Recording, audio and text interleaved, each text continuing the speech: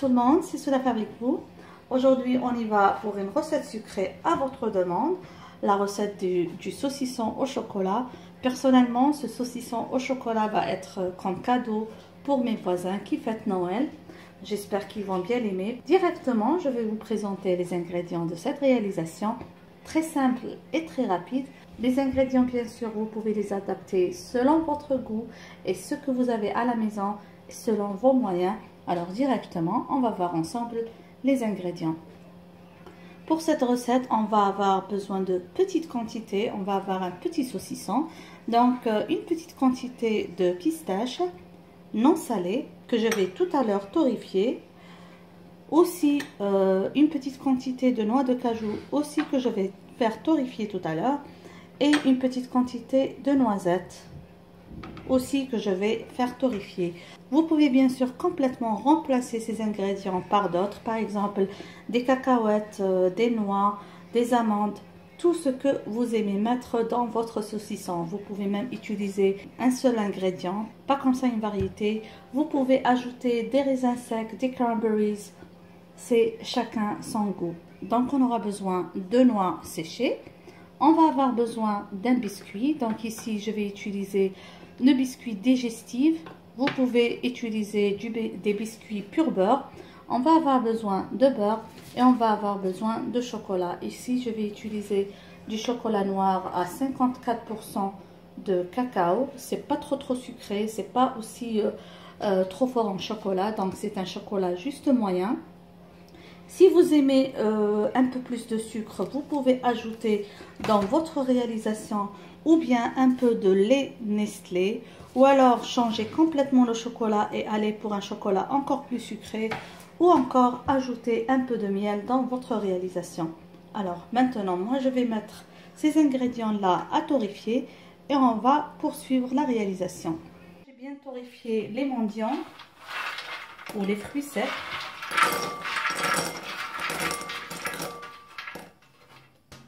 Je vais concasser par-dessus les biscuits digestifs. Comme je vous ai dit, vous pouvez utiliser n'importe quel fruit sec de votre goût et choix. Même les biscuits. Ici en Angleterre, on trouve difficilement les biscuits pur beurre. Alors j'utilise les biscuits digestifs. Ils ne sont pas très sucrés, ils sont très délicieux.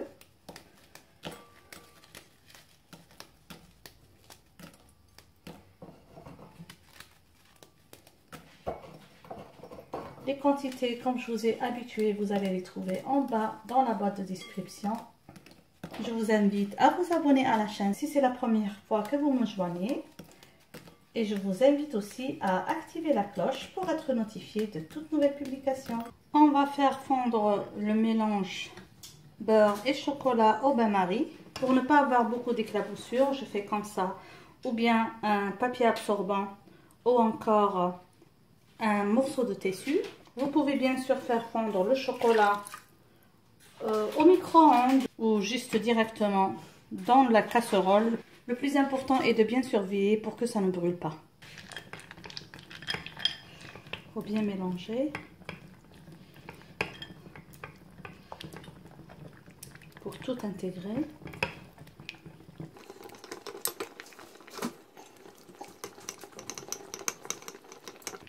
C'est une recette de toute simplicité, très bonne. Et je continue à surveiller pour que le chocolat ne brûle pas.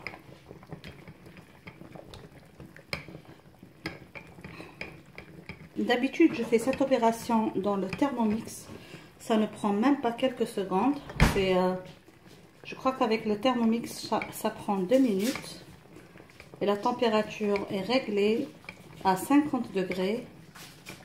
Là que le chocolat a bien fondu, alors je vais m'assurer d'essuyer le fond pour ne pas avoir des gouttes d'eau.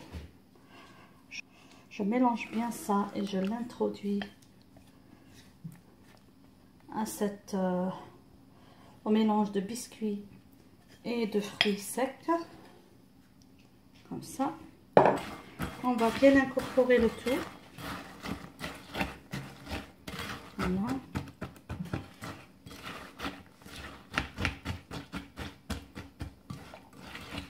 Voilà. Je vais bien incorporer comme ça le tout. Je vais laisser refroidir juste quelques minutes pour pouvoir placer ça sur du papier de cuisson. Moi, ce que je fais une feuille de papier de cuisson par-dessous une feuille de papier d'aluminium et je roule ça en un boudin. Donc, je vais vous montrer ça dans quelques minutes. Je donne juste le temps au chocolat de prendre un petit peu. Alors, pour bien m'aider dans cette opération, je viens d'avoir l'idée d'utiliser ces moules ou ces plateaux spéciaux pour baguettes. Comme ça. C'est juste pour pouvoir verser le mélange et que ça prenne une forme. Et après, je vais le rouler. C'est juste pour contrôler le mélange au début.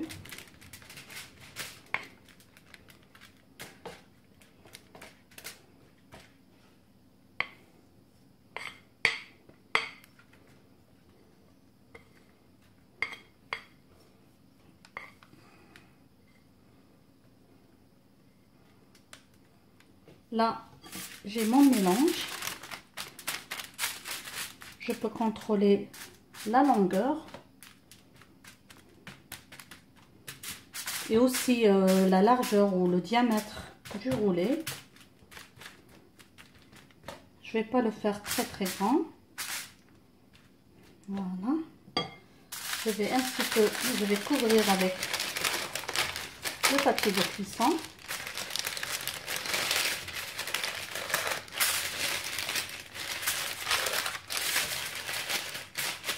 Et aussi la feuille d'aluminium.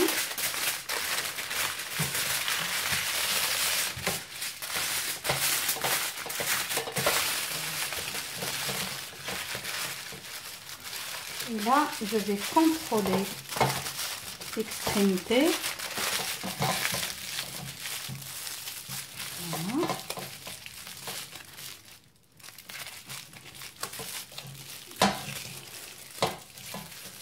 Alors, ce que vous devez faire avec le saucisson, par exemple, moi, ce que je fais pour que le chocolat soit uniforme et bien réparti sur le gâteau, tant qu'il est chaud, je n'arrête pas de le rouler, même sans le plateau là, je n'arrête pas de le rouler.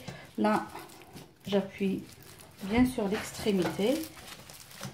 Voilà, là, j'ai contrôlé la taille. Et voilà. Même sans ça, vous pouvez bien sûr l'utiliser.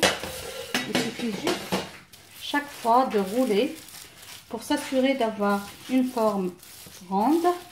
Parce qu'il y a des gens qui disent placez-le directement au réfrigérateur ou au congélateur pour prendre. Vous pouvez le faire, mais je vous conseillerais quand vous faites ça, de le faire sortir chaque 5 minutes et rouler un petit peu tout en appuyant comme ça pour toujours avoir la forme ronde. Alors, moi, je vais mettre au frais. Je vous conseillerais vivement de retirer à chaque fois et de tourner comme ça. Sinon, vous pouvez par exemple le placer si vous avez un moule à bûche ou encore, par exemple, comme ça.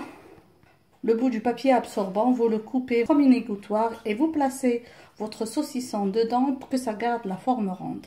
Voilà, je viens de retirer le saucisson de chocolat du frais. Voilà, on va retirer tout doucement le papier de cuisson. Voilà.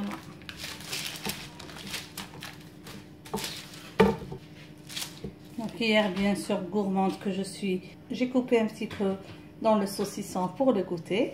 Maintenant, on va juste saupoudrer le dessus avec du sucre glace pour lui donner une belle touche blanche, comme ça.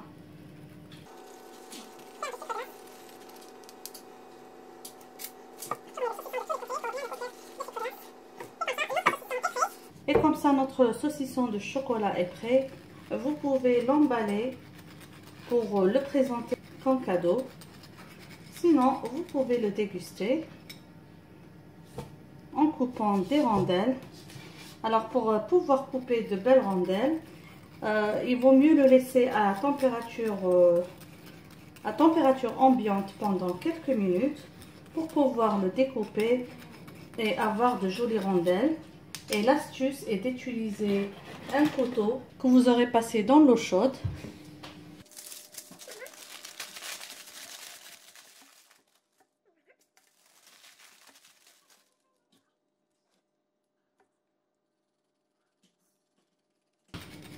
Et comme ça, c'est prêt.